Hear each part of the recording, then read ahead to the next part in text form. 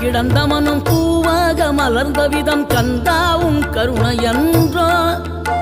நாம் எல்லாம் இழந்த பின்னும் ஜீவன் இருப்பதிங்கே வேளாவும் அருளான்றோ